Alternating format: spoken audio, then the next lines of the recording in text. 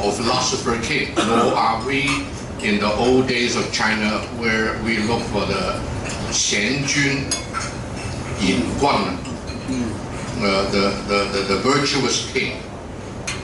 We are looking for someone who can manage the country well and hopefully contribute to the peaceful condition of the world. Because my company is going to announce profit in a week's time, so I cannot say anything about real estate, in particular Hong Kong real estate, or my company. So Ivan asked me to talk about U.S.-China relations in the context of the new presidency, which will begin tomorrow. So allow me to quickly, because time is late, we're a little already behind time. I know you have to finish by 2 o'clock. Let me cover 3 points. The first one is the Donald Trump's administration and its what will it be its likely impact on globalization. The second one is, in particular, a subset of globalization, which is trade. And then finally, another subset of trade, which is the One Belt, One Road. I think that the Donald Trump administration will no doubt bring in many, many changes, some to the better, some to the worse. And like it or not, the President of the United States is the single most powerful man on earth. So whatever he does will have a lot of consequences. On globalization, let me, on the outset, say one thing. Globalization ebbs and flows in human history. It is never a straight line. Sometimes it is very hot. Then after a period of time, for whatever reason, political, economic, it will calm down. Consider the fact that globalization, perhaps in modern history, started 2,000 years ago, when in the West we had the Roman Empire, very strong at the time. And then on the East we have the Han Dynasty, Conqiu, Daishen. So those were the days when globalization was rife. A lot of people don't know this. But anyway, I better not go into too much detail. And then, basically for a couple hundred years, globalization stopped.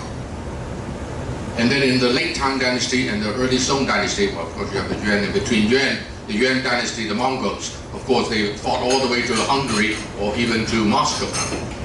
So through that, it helps in the globalization process.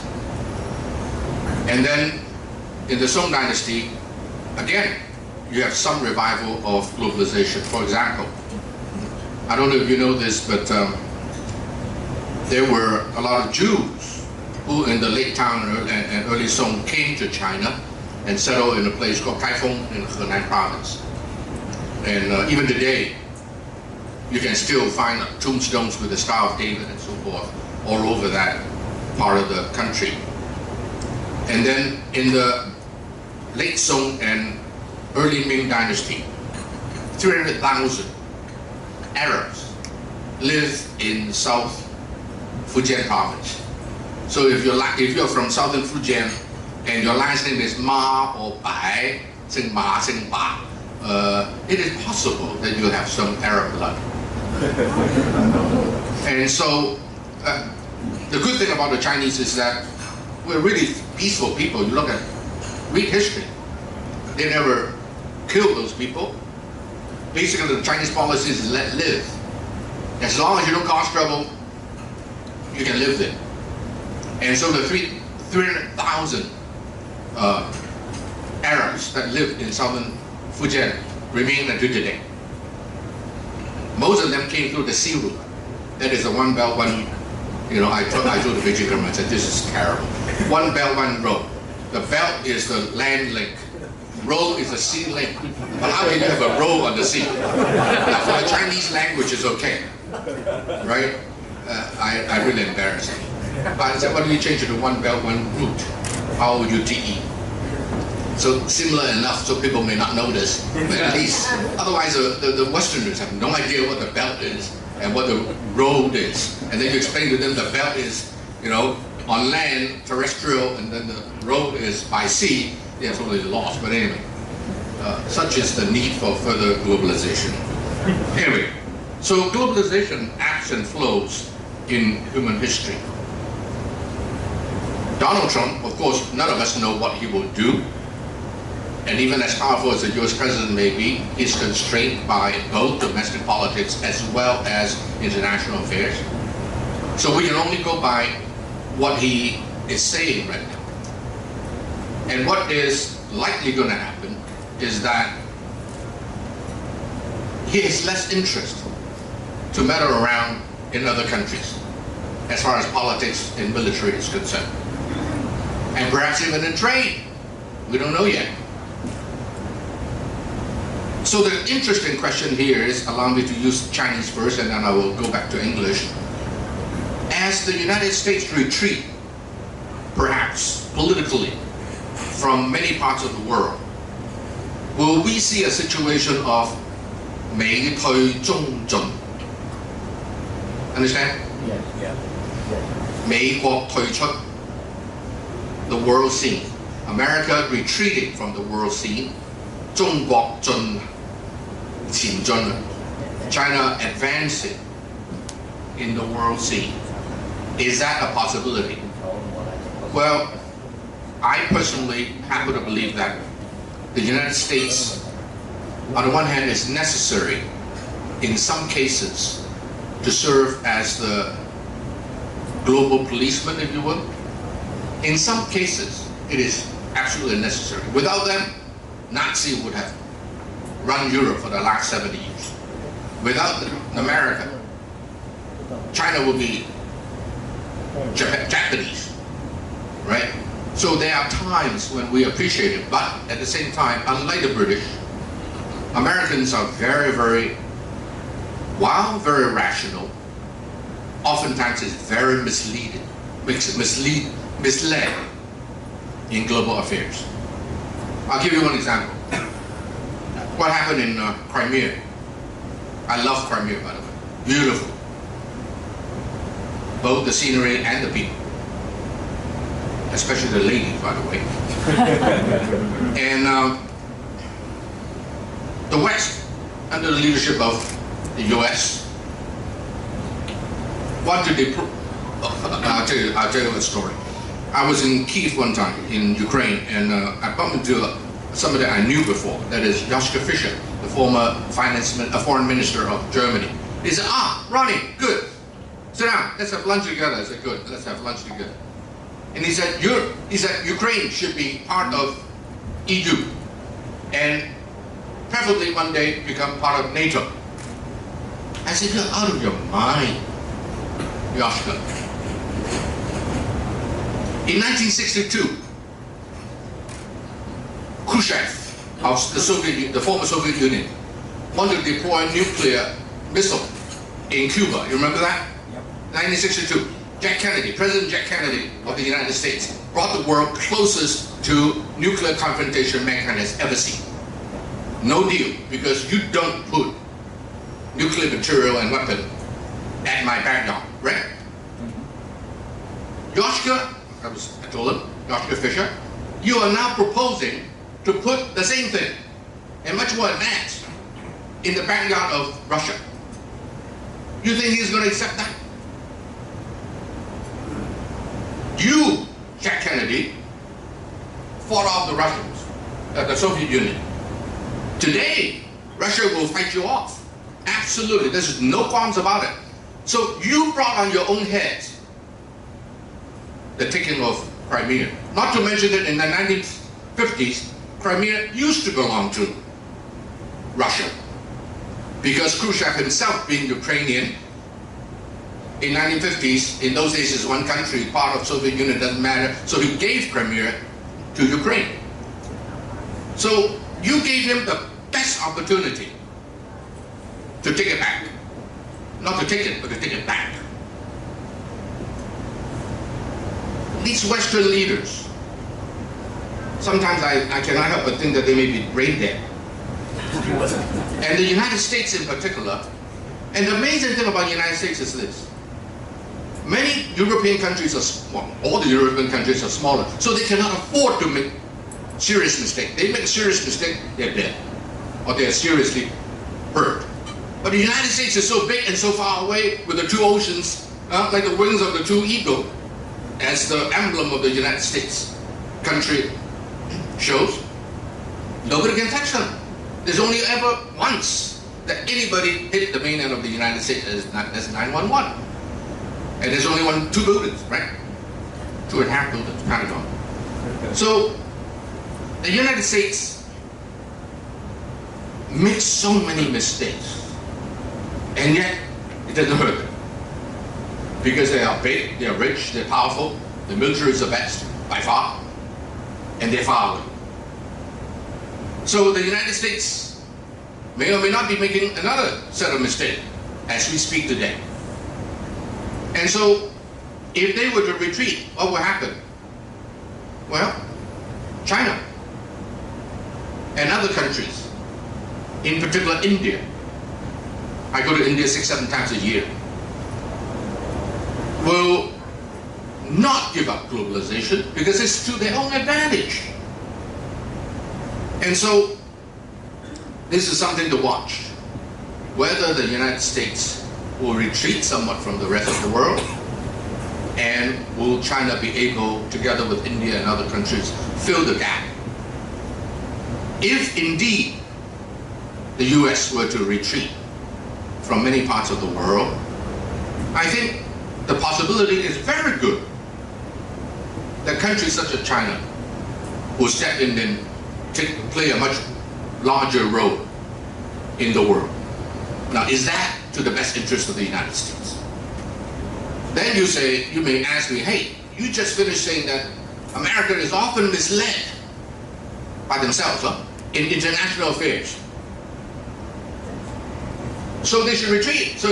But then if you retreat, you're ceding the influence for the rest of the world to countries such as China. So I said the solution is very simple. The solution is work with China. Work with China. As far as I'm concerned, the best guarantee for global peace is when the United States and China work together. A couple of years ago, people started to talk about G2. Of course, the Chinese is going to be the first to say, no, we don't want G2. We don't want the limelight to be focused on us. We're still weak, we're still on a per capita basis, nothing, right? So, you can predict that. But that said, a couple of years have passed, and China has continued to rise economically, and hence political influence-wise.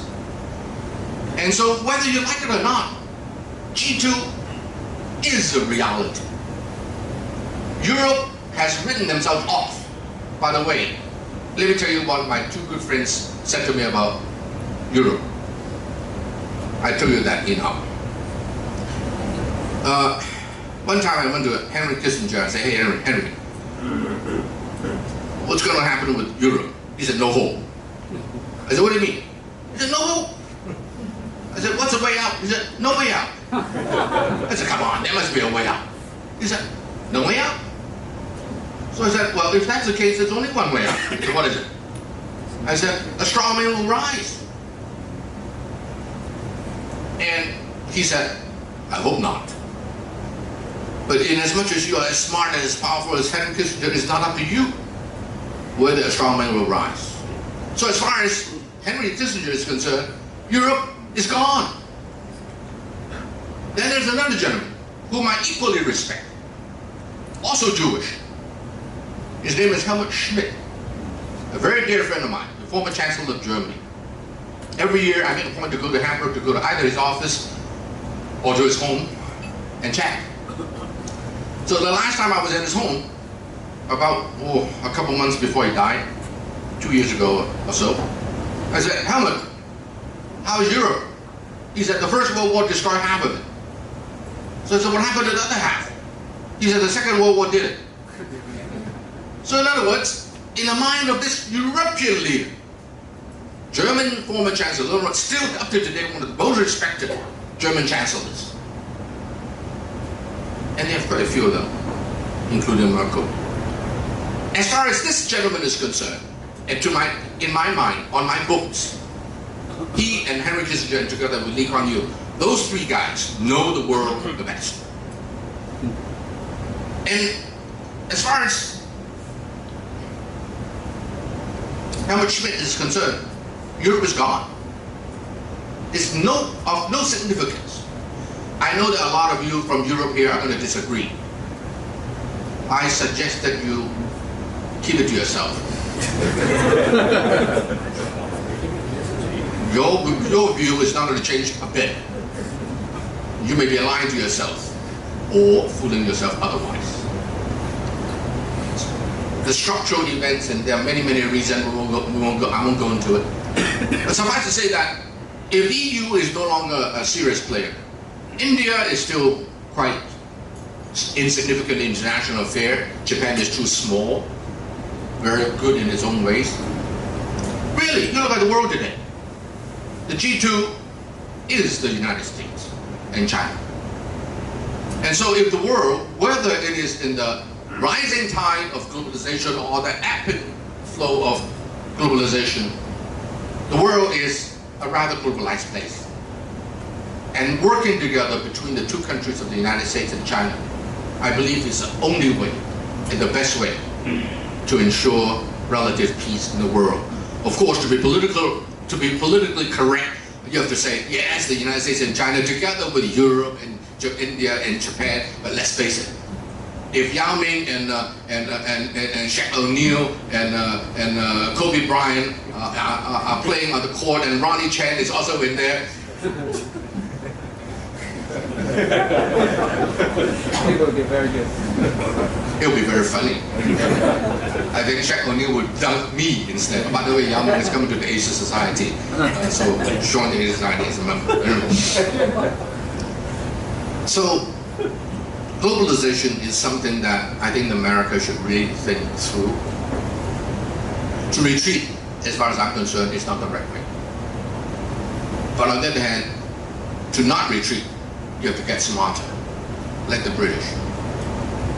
But unfortunately, Britain is so small today, it's rather insignificant in global affairs. So all you're going to do is just, sorry, to be a barking dog. So, the best way to ensure a better world is perhaps the United States, not perhaps, is the United States and China working together. Now China is more than willing to do that. And by the way, I tell my American leaders, friends, I said, China is very happy to play second fiddle. The less you want to be the concert master, the more you will force China to become the alternative concert master. If America is smart, work with China and be the first among equal, and China will be very happy to play the second fiddle. I said this in a speech I gave at the Hay Adams Hotel, right in front of the White House one time, and the Chinese ambassador CRECCHKI was sitting there. So in closing, the organizer said, "Oh, Ambassador Choi, would you like to say a few words for the closing?" And he said, he and I are good friends. He said, "Well, in some ways I agree with Mr. Chen. In some ways that means in other ways I don't. Right? Whatever is politically incorrect, he doesn't agree." He said, "I know that China doesn't want to be number one. It's just too expensive. What he didn't say is, you are not number one. And you cannot be number one." That's a reality. Look at your educational system. Look at all the fault lines in the social system, in the political structure. Right? Look at your military. Look at your technology and many other things. So, Ambassador CRECCHKI said, we don't want to be number one. The best thing is to be number 3 or number 4. However, it's not up to us. Suddenly we woke up one day and we found ourselves to be number 2. But he said, ladies and gentlemen, it is very expensive to be number 2. Because number one, want to hit you right, left, and center. Which is the truth. It's happening today. The fact that don't disagree with it. Don't expose your ignorance. The reality from Africa to South America to everywhere. America is just trying to prevent China from rising. I know it's politically incorrect to say that, but I'm never a politically correct guy, so don't worry. So that's my first point on globalization. I can go on and on, which I shall not. Second point is trade. First of all, a lot of people say that trade has been slowing down, which is true. The last couple of years, global trade has slowed down. But I suppose the real reason behind that is not what some people worry. The reason is this. A lot of international trade has now been replaced by domestic trade. It is not the slowing down of international trade. It is just that a lot of trades are now conducted internally. For example, in the old days, companies make gadgets in Dongguan or Shenzhen, somewhere north of the border here, and then they're shipped to around the world, including the United States, right? That's international trade. Now, the Chinese market is rising. In the old days, Walmart made a lot of products in China in order to sell them in Walmarts in America.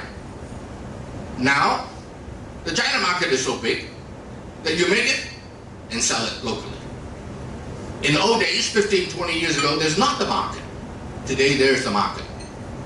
Moreover, the United States have been forcing my friends who are in manufacturing to move their plants back to the United States. Buy USA. Right? You need it. Buy USA. And so, a lot of my friends, whether from mainland China or Hong Kong, they used to have factories somewhere around here north of the border. And all those guys, forced by Walmart, Kmart, and wherever else, Target and the like, to move their manufacturing back to the United States. The most ridiculous one was a friend of mine, a Hong Kong lady, elegant lady, that made leather goods. Now tanning has left the United States